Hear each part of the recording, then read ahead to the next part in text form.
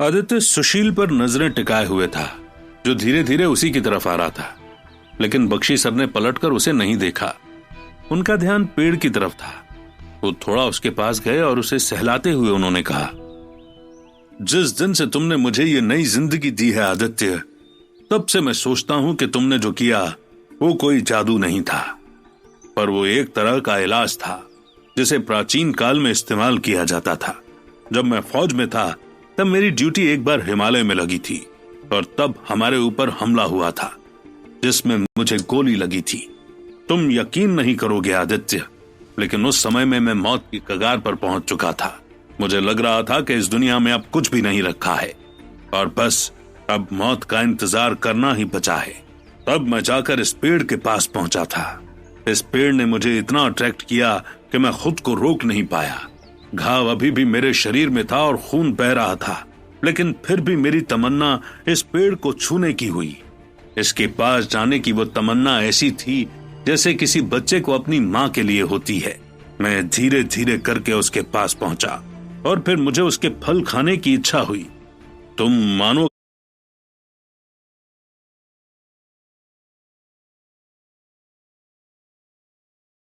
तक नहीं खाया, और सिर्फ मीठा ही नहीं, वो बहुत शक्तिशाली भी था। उसको खाने के बाद मेरे अंदर इतनी शक्ति आ गई थी कि मैं अपनी यूनिट से बेस कैंप तक करीब 50 किलोमीटर हिमालय की ठंड में पैदल ही चला गया और मुझे उस घाव का दर्द पता भी नहीं लगा। आदित्य, उस टाइम मेरे अंदर इतना जोश आ गया था कि अगर मैं पूरी आर्मी के भी अगेंस्ट होता तो उनसे अकेला ही लड़ लेता। आज उस बात को 30 साल हो गए हैं, लेकिन मैं आज भी उस स्वाद को नहीं भूला हूं। मैं बहुत टाइम से इस पेड़ को ढूंढ रहा था और आज ये मेरे सामने है। जब मैं हॉस्पिटल में भर्ती था तब मेरे पास खबर आई थी कि जिन लोगों को मैंने इसे ढूंढने को बोला था उन लोगों को ये मिल गया है, इसीलिए मैंने इसे जल्दी मंगवा लिया। लेकिन किस्मत का भी खेल देखो, अगर तुम नहीं होते तो मैं इसे देखने के पहले ही मर जाता। पर आदित्य, तुमने मुझे बचा लिया और मुझे पता है कि तुम्हें इस पेड़ के बारे में भी कुछ पता होगा, क्योंकि ये उन्हीं शक्तियों का इस्तेमाल करता है जिनसे तुमने मेरी जान बचाई। तुम इसे देखो और मुझे बताओ, क्या मेरा सोचना सही है? क्या ये पेड़ सच में हर बीमारी को दूर कर देगा और मेरे हर स्टूडेंट को इतनी ताकत देगा कि वो इनएविटेबल हो जाएं? क्या लगता है तुम्हें? बख्शी सर इतना कहते हुए आदित्य की तरफ पलटे, लेकिन उन्होंने देखा कि आदित्य उनकी बातों पर ध्यान नहीं दे रहा है। उसका ध्यान तो सुशील की तरफ था, जो चलता हुआ उनकी ही तरफ आ रहा था। सुशील वहां आकर खड़ा हुआ और उसने फिर अपनी रूड आवाज में बख्शी सर से कहा, ये पागल फिर यहां आ गया पापा। मैं कह रहा हूं ना, पैसे बिना मांगे ये नहीं जाएगा। सुशील की इस बात का आदित्य पर वही असर हुआ। उसका गुस्सा बढ़ने लगा था, लेकिन इससे पहले कुछ होता बख्शी सर ने कहा, सुशील, मैं कल जैसा हंगामा बिल्कुल भी नहीं चाहता हूं। तुम्हें जो कहना था तुम कह चुके हो, अब कुछ मत कहना। आदित्य मेरी मदद करने आया है। अगर उसे पैसों का लालच होता तो वह हमें पहले ही बोल चुका होता। तुम बहुत ज्यादा बोलते हो, तुम्हें इस बात का ध्यान रखना चाहिए। अब जाओ अंदर और बाहर वापस मत आना। लेकिन पापा। सुशील, तुम्हें पता है कि मैं एक बात को दूसरी बार नहीं कहता हूं। अगर तुम यहां से नहीं गए तो फिर क्या होगा उसका अंजाम तुम जानते हो। इसीलिए अच्छा है कि जितनी जल्दी हो सके यहां से चले जाओ। इतनी बात सुनकर सुशील ने मुंह बिगाड़ा और मुंह लटकाता हुआ जाने लगा। आदित्य अभी भी उसे जाता हुआ देख रहा था कि सुशील बीच में रुका और उसने पीछे पलटकर आदित्य को चिल्लाते हुए कहा, तू रोज मेरे पापा को पागल बनाता है और फिर उनकी वजह से बच जाता है, लेकिन याद रखना, तू जिस दिन मुझे अकेला मिला उस दिन मैं तुझे जिंदा नहीं छोड़ूंगा, भिखारी। सुशील को चिल्लाता हुआ देख आदित्य और बख्शी सर दोनों को बहुत गुस्सा आया, लेकिन इससे पहले कि दोनों कुछ कहते सुशील वहां से निकल गया और फिर बख्शी सर ने आदित्य से कहा, आदित्य, मुझे पता नहीं मैं तुम्हें यहां क्यों बुला लेता हूं। इस बेवकूफ की हरकतें देखकर मुझे कभी कभी लगता है कि तुम्हें यहां पर आकर बहुत बेइज्जती फील होती होगी, लेकिन जैसा मैं तुमसे कह चुका हूं कि मैं तुम्हारे अलावा ये बातें किसी को नहीं बता सकता। तुम्हें क्या लगता है इस पेड़ के बारे में? बख्शी सर की इतनी बात सुनकर आदित्य ने अपना गुस्सा निगल लिया और फिर वो उस पेड़ को देखने लगा। उसे लगा कि अगर वो अपने सारे राज बख्शी सर को बता देगा तो वो जरूर इस पेड़ का गलत इस्तेमाल करेंगे, क्योंकि वो उस पेड़ की इतनी ज्यादा शक्ति को संभाल नहीं पाएंगे और फिर कुछ भी हो सकता है। इसलिए उसने उनसे बात छुपाने के लिए कुछ सोचा और घूमकर पेड़ के पास जाने लगा। घूमते हुए उसे पेड़ पर 2 पीले कलर के फल दिखे और उन्हें देखकर उसे पता था कि ये 2 फल उसकी जिंदगी बदल सकते हैं। इसलिए उसने उन्हें तोड़ा और तोड़ते हुए कहा, बख्शी सर, जैसी कहानी आप मुझे कह रहे हैं, अगर उस बात में थोड़ा सा भी दम है तो मैं जरूर इस चीज को चेक करना चाहूंगा। लेकिन इसे चेक करने के लिए मुझे इन फलों की जरूरत होगी ताकि मैं उनको टेस्ट करके आपको इसके रिजल्ट बता सकूं। मुझे विश्वास है कि जिस तरह से ये चमक रहा है इसमें कुछ तो ताकत है, पर इसका पता लगाने के लिए मुझे कुछ दिन लगेंगे। तब तक आप कहें तो मैं इन फलों को अपने साथ ले जाऊं? आदित्य, ये भी कोई पूछने की बात है क्या? तुम मेरे परिवार का हिस्सा हो। इसको ले जाने के लिए तुम्हें किसी से कुछ भी पूछने की जरूरत नहीं है। ले जाओ और जब टेस्टिंग हो जाए तो मुझे बताना। बख्शी सर ने एक स्माइल के साथ कहा और आदित्य ने उन फलों को अपने सूट की जेब में रख लिया। वो दोनों वहां पर खड़े रहकर कुछ बात कर ही रहे थे कि इतनी देर में पीछे से अनामिका आ गई और वहां आकर खड़ी हो गई। अनामिका आदित्य की तरफ ही देख रही थी और आदित्य को दिख रहा था कि उसकी आंखों में वैसी ही चमक थी जैसे 2 दिन पहले गाड़ी में आदित्य ने देखी थी। फिर अनामिका ने आदित्य से कहा, तो आखिर तुम आ ही गए। मुझे तो लगा था तुम्हें टाइम लगेगा। हाथ कैसा है तुम्हारा? बिल्कुल ठीक है, लगता है जैसे कुछ हुआ ही नहीं।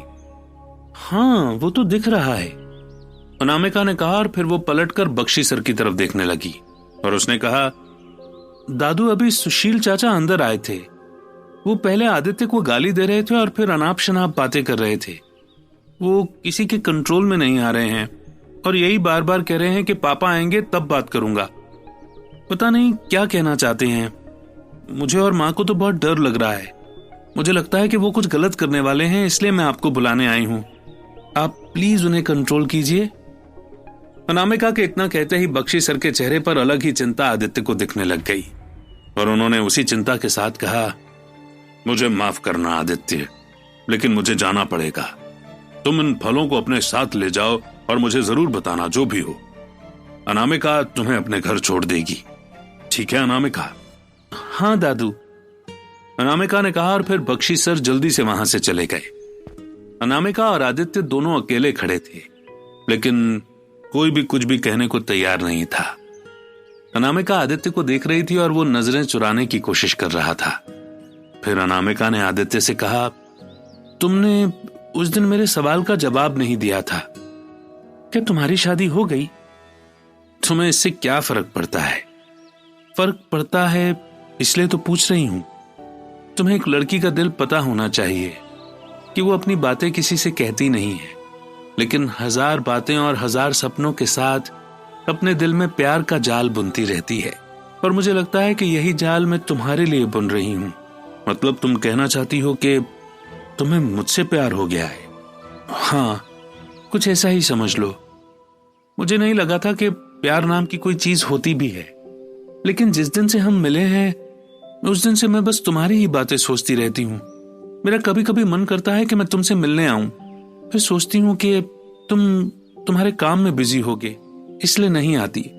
आदित्य, मुझे समझ में नहीं आता कि मैं क्या कर रही हूँ। शायद मैं तुम्हारे पीछे पागल ही हो जाऊंगी। अनामिका के इतना कहते ही आदित्य को हंसी आ गई।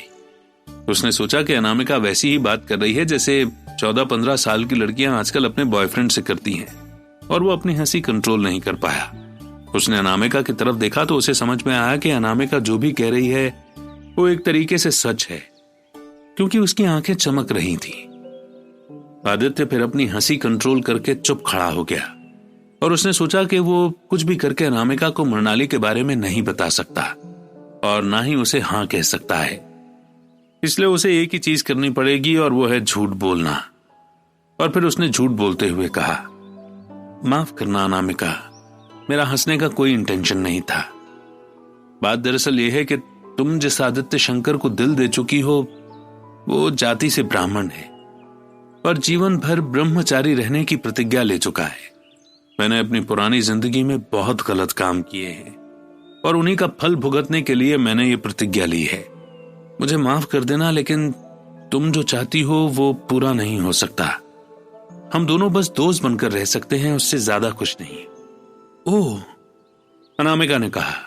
आदित्य को उसके चेहरे की रौनक उड़ती हुई दिखी, जिसमें उसकी आंखें अब नहीं चमक रही थी और कोई स्माइल भी नहीं थी।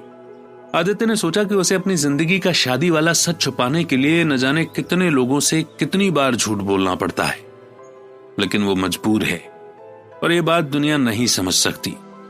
फिर आदित्य ने अनामिका से कहा, अनामिका प्लीज अब तुम नाराज मत होना। कभी कभी हम जिसे चाहते हैं वो हमें नहीं चाहता और हम अपनी पूरी जिंदगी दुख में निकाल देते हैं। लेकिन उन सारी चीजों से जिंदगी पर कोई फर्क नहीं पड़ना चाहिए, क्योंकि जिंदगी का काम तो आगे बढ़ना ही है। और शायद तुम्हें आगे कोई मुझसे भी अच्छा आदमी मिल जाए, इसलिए तुम इंतजार करना।